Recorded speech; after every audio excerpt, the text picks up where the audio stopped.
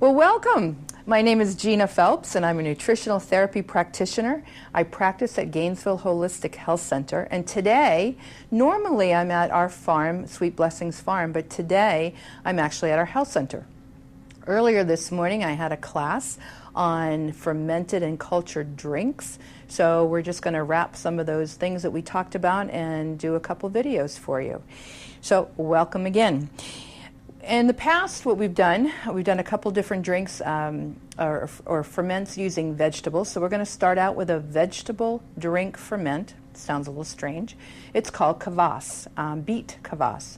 There are many different ways of making kvass. One is the traditional way is using rye bread and water and salt, and it ferments, and it makes it's a type of it's almost an alcoholic drink.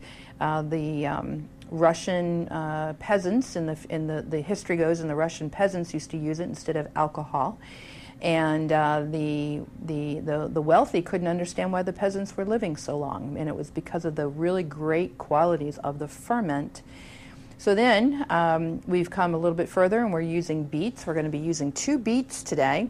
They're fresh, they're organic, they've been washed, but I don't peel them. You want to keep all the good things on there. And if you're getting them from your garden and you know where they're coming from, just wipe them off. You can even use some of that dirt, because we know that the dirt and the soil is actually really good for our bacteria in our body.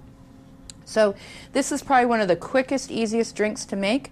I'm going to chop the beets, and I'm going to actually look at my beets while I'm doing this and not at you, so I don't chop my fingers off, and cut them in 8s.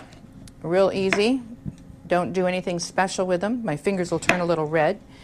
And I like to make them in half-gallon jars. So I'm going to put all this in my jar. Very simple.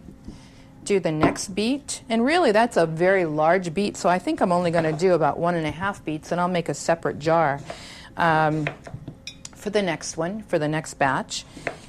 Cut it up and put it in here. Pop them in just like that. I forgot the water.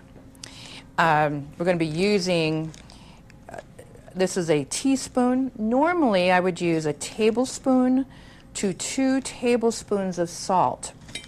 The salt is actually a preservative, and it's going to help ferment the beets without them molding. It's really important. The beet kvass is simple to make, but it's a little temperamental.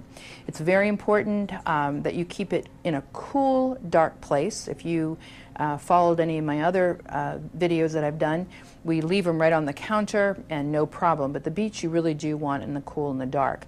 The other thing we're going to do is it's better to make it in the fall and in the spring, kind of when the beets are coming out, as opposed to hot summer. It doesn't like it, and it can mold. Somebody asked me this morning in the class, how do you know if it's mold versus maybe the yeast that gets on the top of it? And we have a saying here in the center, we eat a lot of weird things and we try things, but if it's green, purple, or orange, throw it away. If it's just a little white on the top, it's called calm. It's a yeast that grows on the top, and you can just scoop that away and you'll be fine. I'm going to go ahead and add water to this. Thank you very much. And we'll fill this up with water so you can just see how quick and easy this is. I'm going to actually make it quicker and easier. Do the top. This is pure water. I do like to use pure water as opposed to an alkaline water for the ferment, only because we want it to have some acidity to it. So if we're starting with an alkaline water, you're actually taking down the acidity. So we want a nice pure spring water. We have filtered water here, and that's what we use. So you can see I filled it up to the top, not to the top, about 1/2 inch to 1 inch. The beet kvass, unlike the cultured vegetables, doesn't tend to grow or spill or bubble, but you may have a little bit of that. So you see a nice pinkness to the jar. You can see the beets. I'm going to give it a stir, get that salt going. Now you don't have to do this once the salt's dissolved, but what I do like to do is go ahead and taste it.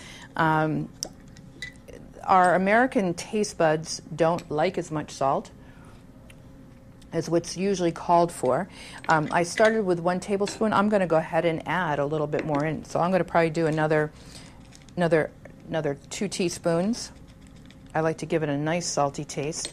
You have to remember that when this is going to sit for anywhere from 10 to 14 days, so it is going to get saltier and saltier. It's going to take on more flavor. So if you're new to this, go ahead and start with a tablespoon and then see how you do. You can always salt it afterwards. So I give it a nice shake, give it one more taste, and it should have a salty but not taste like the ocean. So that's kind of our... Now, we can also add cultured powder. This is, right now it's finished. This is really all we need to do. You can do a cultured powder or you can do a probiotic pill.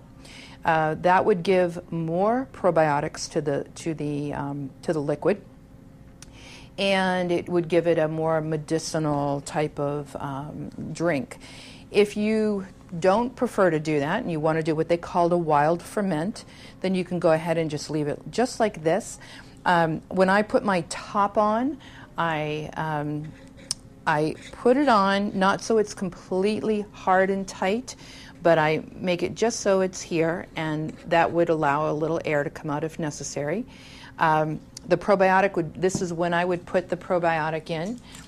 This is just one of the brands that we use here in the center. I would open it, take it out. I think I'll go ahead and do that today because we'll be using that here, this drink here. And open it up. Makes it real simple. Add it in. Ooh, whoops. Yeah, just throw things around as you're used to some of my videos, throwing things around. And give it a quick shake. Probiotic, you want to, now, you can kind of see the white that's coming in here. That's the probiotic. We won't worry about it. We'll keep an eye on it in the next day or so, make sure it dissolves. But I'm not going to treat it and bang it up. This will be ready now. I'd like to keep it in a dark pantry or a dark room, nice and cool. And it's not something that I would normally, when I make kombucha or kefir, I tend to keep them warmer. This one I don't. I like to have it just at room temperature, not cold, but on the cool side, and dark. And then every day I'll go in and take a look at it. After about 7 to 10 days, I'll start looking at it. And what you're going to see is, so this is a completed kvass. It's much darker in color, as you can see.